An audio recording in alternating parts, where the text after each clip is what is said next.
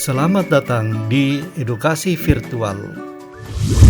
Video ini berisi ringkasan materi seni budaya kelas 9, Bab 2, Berkarya Seni Patung.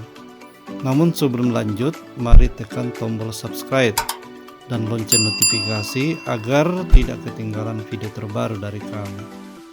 Pengertian dan jenis karya patung. Patung adalah suatu karya 3 dimensi yang dibentuk menyerupai bentuk figuratif dan non-figuratif, diakui secara khusus sebagai suatu karya seni. Orang yang menciptakan patung disebut pematung. Tujuan penciptaan patung adalah untuk menghasilkan karya seni yang bermakna dan dapat bertahan selama mungkin. Berdasarkan bentuknya, karya seni patung dibedakan menjadi 2 jenis, yaitu 1. Figuratif. Figuratif atau realis merupakan bentuk patung yang dibuat dengan meniru bentuk secara alamiah, misalnya manusia, hewan, atau tumbuhan. 2. Patung non-figuratif merupakan karya seni patung yang dibuat di luar bentuk aslinya. Bentuk ini biasanya menampilkan garis-garis melintang atau memanjang, lubang, lekukan, benda, dan lain-lain. Secara umum, corak seperti ini telah meninggalkan bentuk alam sebagai perwujudannya atau abstrak. Corak ini dipengaruhi oleh aliran konstruksi.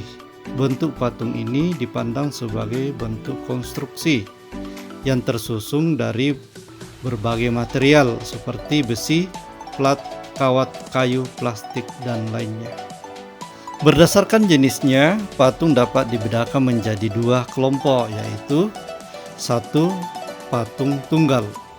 Patung tunggal adalah patung yang ditampilkan secara tunggal dengan mengemukakan simbol-simbol pribadi maupun untuk mengungkapkan visi tertentu. Jenis patung tunggal ini berupa A. Patung kop atau patung kepala. Biasanya dimanfaatkan untuk menjelaskan bentuk wajah seseorang, misalnya tokoh yang terkemuka seperti presiden serta para raja di Jawa. Tokoh-tokoh ini disengaja diwujudkan untuk memberikan penghargaan dan dipasang berdasarkan kebutuhan. B. Patung torso atau patung dada atau patung gembung. Wujud patung ini hanya mengungkapkan bagian badan, kadang kala tanpa kepala dan sebagian dengan kelengkapan kepala. Beberapa patung yang didapat pada masa primitif bentuk patung dada ini menjadi salah satu karya. C. Patung utuh. Jika patung torso merupakan karya ekspresi non-tematis dan biasanya merupakan karya seni murni, maka patung utuh berfungsi 1. Menjadi media perlengkapan upacara, 2. Sebagai media konsentrasi, 3. Sebagai patung taman, dan 4. Sebagai patung untuk monumen, seperti halnya patung kop atau patung kepala. 2. Patung kelompok. Jenis patung kelompok terdiri dari A. Kelompok non-tematis. Patung kelompok non-tematis adalah patung tunggal yang ditata lebih dari 1. B. Kelompok tematis. Patung kelompok tematis ini diciptakan untuk keperluan penjelasan atau pengganti teks. Figur patung ini ditata berdasarkan peran masing-masing tokoh yang dipatungkan. 3. Relief. Relief dikategorikan sebagai karya 2 dimensi karena hasilnya berupa taferil dan berfungsi sebagai komik, namun dapat pula dikatakan sebagai karya 3 dimensi dengan alasan karya ini merupakan penyurutan bentuk patung namun dibuat tipis.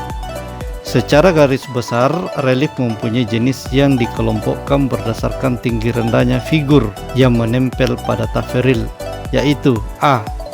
Relief tinggi atau relief cembung. Relief tinggi dapat dilihat dari relief candi atau kuil di luar negeri. Relief cembung memfungsikan gambar yang menonjol seperti dalam candi. B. Relief cekung atau dalam. Relief cekung adalah relief yang memfungsikan figur yang dipahatkan dalam sehingga merupakan cekungan-cekungan. C. Relief datar. Relief datar adalah relief yang memanfaatkan gambar seperti relief tinggi namun tidak memiliki plastisitas. Dikatakan datar karena gambar yang didapatkan berupa goresan atau garis yang ditorehkan pada papan atau dinding gua. Fungsi patung. Berdasarkan fungsinya, patung dapat dibedakan menjadi 6 bagian, yaitu 1. Patung religi. Patung religi adalah patung yang dibuat sebagai sarana beribadah dan bermakna religius bagi sebagian umat beragama. 2. Patung monumen. Patung monumen sebagai sarana untuk memperingati jasa seseorang atau peristiwa yang bersejarah. Contoh, patung Pancoran atau monumen patung Dirgantara di Jakarta. Patung arsitektur. Patung yang ikut aktif berfungsi dalam konstruksi bangunan dan memiliki nilai keindahan. Misalnya patung pada Candi Prambanan sebagai patung arsitektur. 4. Patung dekoratif atau dekorasi sebagai sarana untuk menghias bangunan atau lingkungannya. Contohnya patung Bejokarto di kawasan Malioboro, Yogyakarta. 5. Patung seni. Patung seni sebagai sarana untuk mengekspresikan nilai-nilai estetika yang dapat dinikmati dan dapat diamati. 6. Patung kerajinan. Patung sebagai hasil karya kerajinan, contohnya patung-patung kerajinan dari berbagai daerah. Demikian penjelasan tentang pengertian, jenis, dan fungsi patung. Sekarang kita refleksi. Setelah mengamati video, maka untuk mengukur daya serap atau pemahaman kalian, maka jawablah soal berikut, kemudian jawaban bisa dikirim ke guru seni budaya masing-masing. Yang pertama, jelaskan apa yang dimaksud patung. 2. Jelaskan 2 jenis patung menurut bentuknya.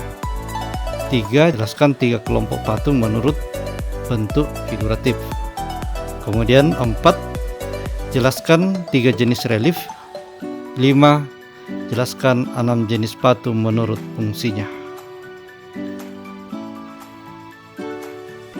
Silakan lanjutkan ke pertemuan kedua atau pertemuan kelima, yaitu alat dan bahan berkarya patung. Sekian dan terima kasih.